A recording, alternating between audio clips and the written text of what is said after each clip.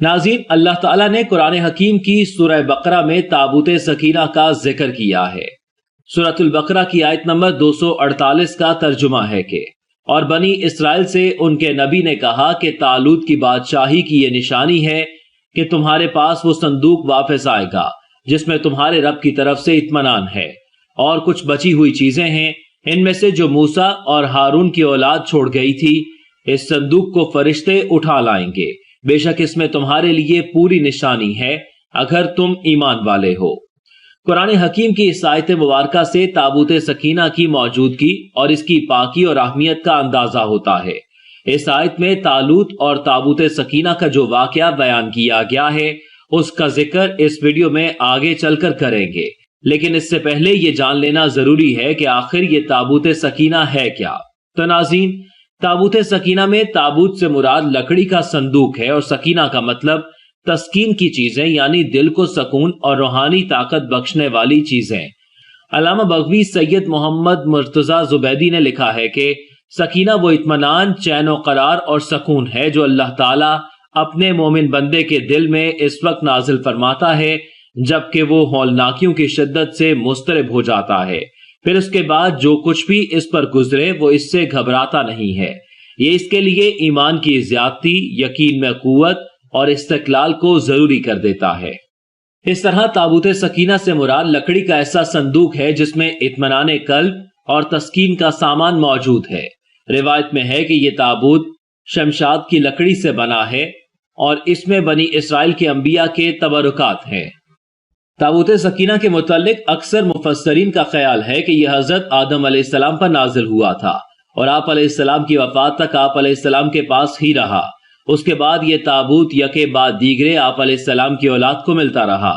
اسی طرح یہ نسل در نسل چلتا ہوا حضرت یعقوب علیہ السلام کے پاس پہنچا۔ اس کے بعد یہ صندوق آپ علیہ السلام کی اولاد بنی اسرائیل کے پاس گیا۔ روایت میں ہے کہ جب یہ صندوق سیدنا موسیٰ علیہ السلام کو مل گیا تو آپ علیہ السلام نے اس میں تورات اور اپنا سامان رکھا۔ ناظرین، یہ تابوت بنی اسرائیل کے نزدیک اس قدر اہمیت کا حامل تھا کہ جب وہ کفار سے جہاد کرتے تو اس صندوق کو اپنے لشکر کے آگے رکھتے۔ اس صندوق سے بنی اسرائیل کے لشکر کو طاقت اور اطمینان قلب ملتا اور وہ بڑے سے بڑے دشمن سے بے خوف و خطر ٹکرا جاتے۔ اس صندوق کی برکت اور اللہ عز و جل کی مدد سے بنی اسرائیل بے شمار مارکوں میں سرخرو ہوئے۔ اہل علم کا کہنا ہے جیسے جیسے یہ صندوق میدان جنگ میں آگے بڑھتا، فتح کے امکان روشن ہوتے جاتے۔ یہ صندوق صرف میدان جنگ میں بنی اسرائیل کی مدد نہیں تھا، بلکہ بنی اسرائیل کے لوگ اس صندوق کی مدد سے ان اختلافات کو بھی حل کرتے جو ان کے درمیان جنم لیتے۔ جب بنی اسرائیل کسی بات کا فیصلہ کروانے کے لیے تابوت سکینہ کی مدد لیتے تو اس میں سے ایک آواز سنائی دیتی جو ان کے معاملات کا فیصلہ کرتی۔ بنی اسرائیل تابوت سکینہ کے وسیلے سے دعائیں بھی مانگتے اور اس تابوت کے وسیلے سے مانگی گئی ان کی دعائیں قبول بھی ہوتی۔ روایت میں ہے کہ جب بنی اسرائیل طرح طرح کے گناہوں میں ملوث ہو گئے اور یہ لوگ اللہ عز و جل کی نافرمانی میں حد سے گزرنے لگے تو ان کی بدعمالیوں اور نافرمانیوں کی وجہ سے ان پر اللہ عز و جل کا عذاب نازل ہوا اور ایک کفار قوم عمالقہ نے بنی اسرائیل پر حملہ کر دیا، انہیں قتل کیا اور ان کی بستیوں کو تباہ و برباد کر دیا۔ بنی اسرائیل کی بستیاں کھنڈرات میں بدل دیں اور تابوت سکینہ کو بھی لوٹ کر اپنے ساتھ لے گئے۔ قوم عمالقہ کے اس لشکر نے بنی اسرائیل کے اس مقدس تابوت کو کباڑ خانے میں پھینک دیا، جس کی وجہ سے قوم عمالقہ پر بھی اللہ عز و جل کا عذاب نازل ہوا۔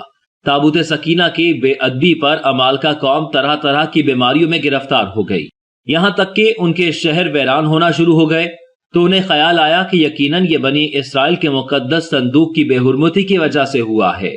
اپنے شہروں کو آفت سے بچانے کے لیے قوم عمالقہ نے تابوت سکینہ کو ایک بیل گاڑی پر لاد کر بنی اسرائیل کی بستی کی طرف بھیج دیا۔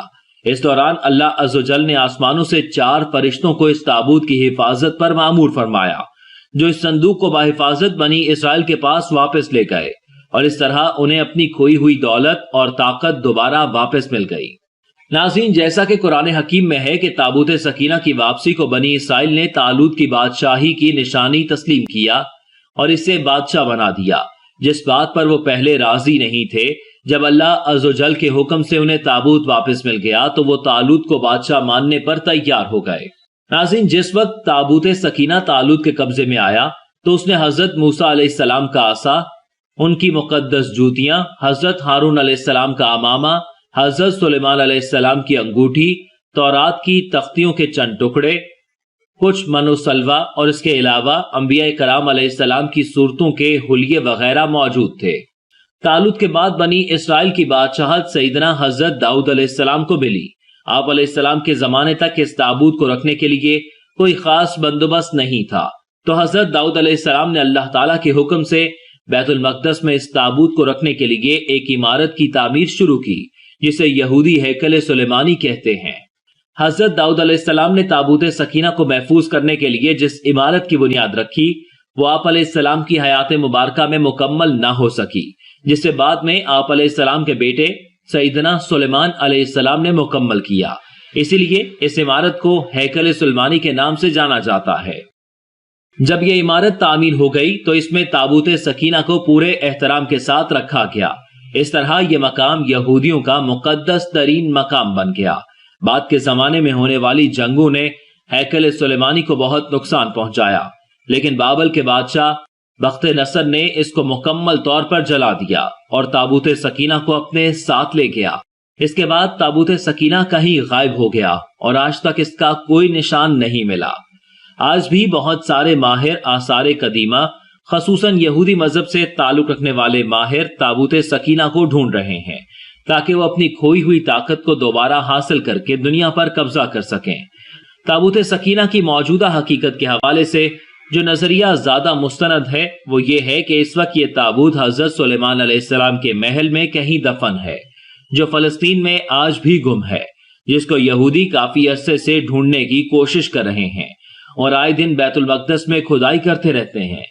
یہ وہی محل ہے جس کو حضرت سلیمان علیہ السلام نے جنات کی مدد سے تعمیر کروایا تھا۔ اس کی بنیادوں کو آج بھی ڈھونڈنے کی کوشش کی جا رہی ہے، لیکن کوئی بھی اس کوشش میں ابھی تک کامیاب نہیں ہوا ہے۔ ہالی ووڈ میں ہدایت کار سٹیون اسپیل برگ اور فلم ساز جارج لوکس کی film Raiders of the Lost Ark اسی صندوق کی تلاش کے موضوع پر بنائی گئی ہے، جس میں جرمن افواج قدیم اہرام مصر میں اس صندوق کی تلاش کرتی ہیں۔ لیکن تابوت سکینہ اس وقت کہاں ہے، اس حقیقت کو اللہ عز و جل ہی بہتر جانتا ہے۔ اللہ عز و جل سے دعا ہے کہ آپ کے اور میرے علم میں اضافہ فرمائے اور ہمیں اسی طرح دینی علم سیکھنے، جاننے اور پھیلانے کی توفیق اور ہمت عطا فرمائے، آمین۔